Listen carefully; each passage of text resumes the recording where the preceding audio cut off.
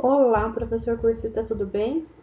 Eu acho que eu deixei vocês curiosos, você curioso do final do módulo 1 até esse módulo para entender o que tem a ver o financiamento da educação especial com o diagnóstico e o porquê que essa discussão no laudo crescente das pessoas autistas tem tido tanta mídia agora e tem impulsionado tanta discussão.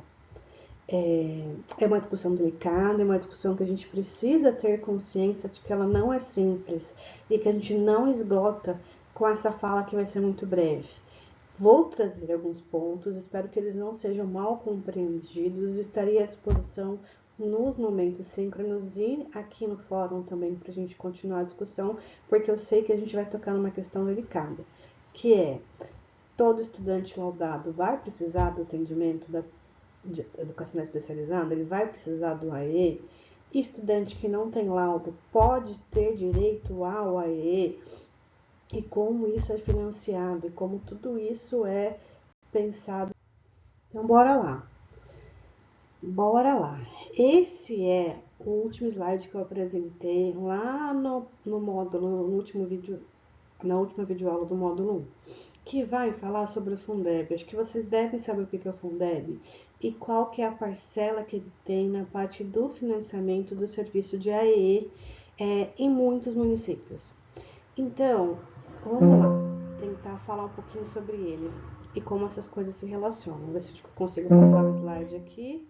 Não, vou dar um pause e já passo, peraí. Então, bora lá. Se você for na página do Fundeb, você vai ver que esse fundo, que é um fundo federal, um fundo nacional, uma das coisas que ele financia é o atendimento educacional especializado. Então, ele vai financiar algumas instituições conveniadas, a educação profissional e o AEE. Então, uma parcela grande da verba desse fundo vai para o AEE.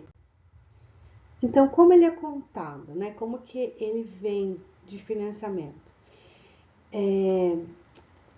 Os impostos federais dos estados, dos municípios vão para a União, né, vão lá para um fundo nacional, e esse fundo nacional tem uma porcentagem, não lembro qual que é exatamente, que está agora vigente, que vai para financiamento da educação.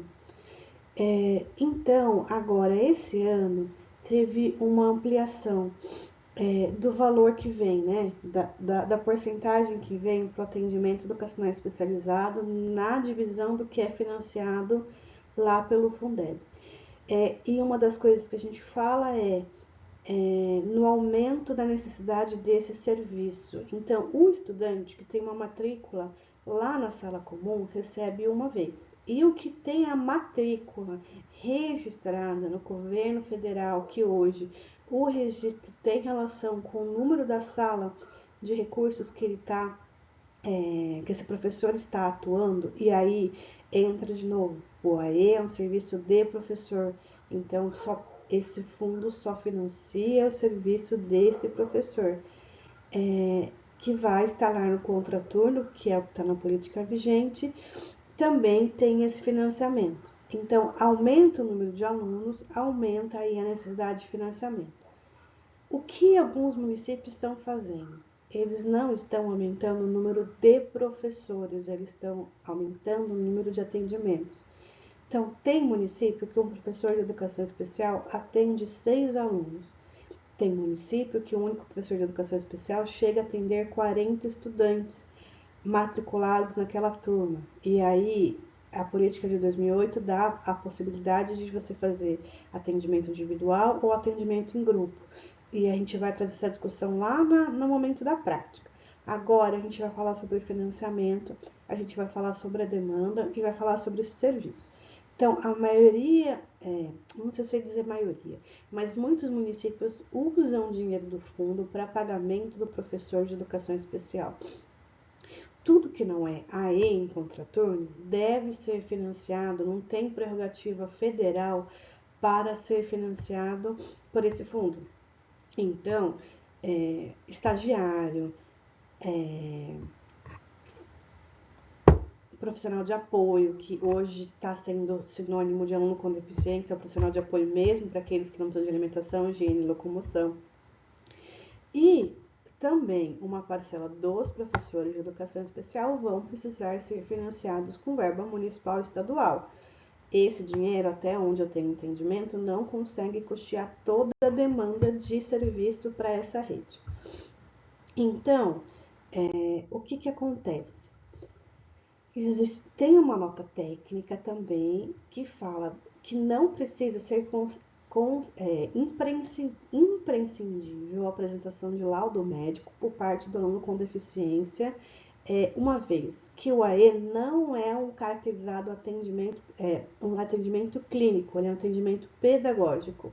Então, um parecer educacional pode dar direito ao estudante frequentar o AEE, pensando então em que ele é um apoio educacional, com a diferença de que ele não é um serviço para reforço escolar, porque o objetivo é diferente. Mas se tem algum estudante que está em estudo de laudo, ou que se tem um indicativo da escola de que ele teria uma deficiência, pensando na avaliação biopsicossocial, ele teria direito a esse serviço. Então, pensando, né, hoje no quantitativo de pessoas, de crianças, de adolescentes que teriam direito a esse serviço pela existência de um laudo de pessoa com deficiência e pela existência da necessidade, a gente tem um montante de atendimento muito grande. E aí a gente vai entrar no que tem acontecido nos municípios, né? Que é a escolha de quem vai ter esse serviço, que pode ser uma escolha impulsionada pela necessidade do serviço, ou pode ser uma escolha impulsionada pela existência do laudo.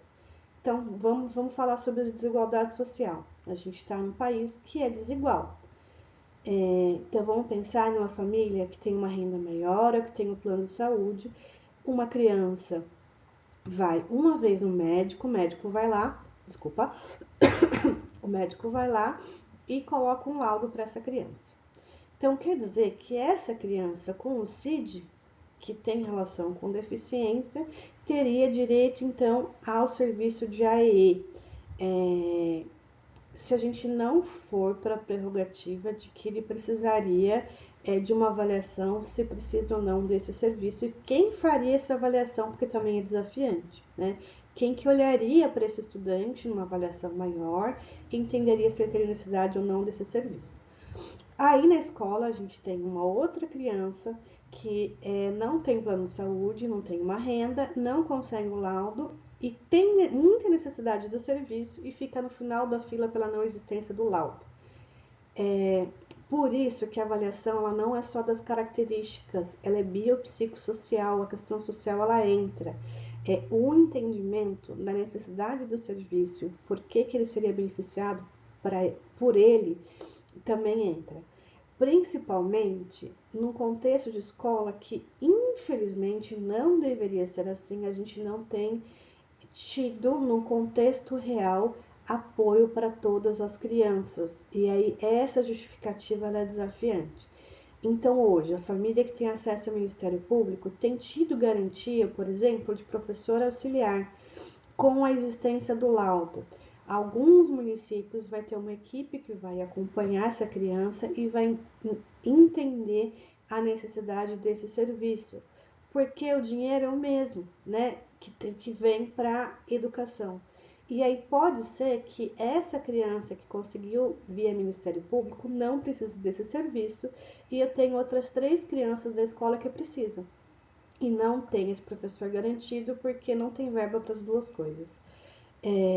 No Brasil hoje, o laudo tem impulsionado a garantia de direito a serviços. Então, hoje, a gente tem também, além das questões sociais, das questões biológicas que têm sido estudadas, tem também uma questão social de que os médicos têm impulsionado o laudo para que essa pessoa tenha garantia de direitos que ela poderia ter sem a existência do laudo. Então, por exemplo, mais acesso a TO, a fono, a psicólogo, e há serviços individualizados, que podem ou não ser da educação especial, dependendo das características desse indivíduo. A gente teve um movimento anterior que tinha relação com a quantidade de diagnósticos da deficiência intelectual, e hoje pode ser que a gente tenha aí uma amplitude de diagnóstico de transtorno do espectro autista, pensando nessa perspectiva de garantia de direitos, ok? Então fecha aqui, eu volto daqui a pouco, se vocês quiserem assistir na sequência, na aula da próxima semana, para o vídeo não ficar muito longo. A discussão ela é complexa, né? Ela não é simples. Então, por que é importante vocês estarem aqui? Para que a gente não banalize um discurso de que, nossa, mas não está sendo oferecido, né? Mas que a gente não consiga contextualizar esse montante social que envolve o não oferecimento, o oferecimento e a escolha de quem vai ter esse serviço no contexto educacional atual. Até daqui a pouco.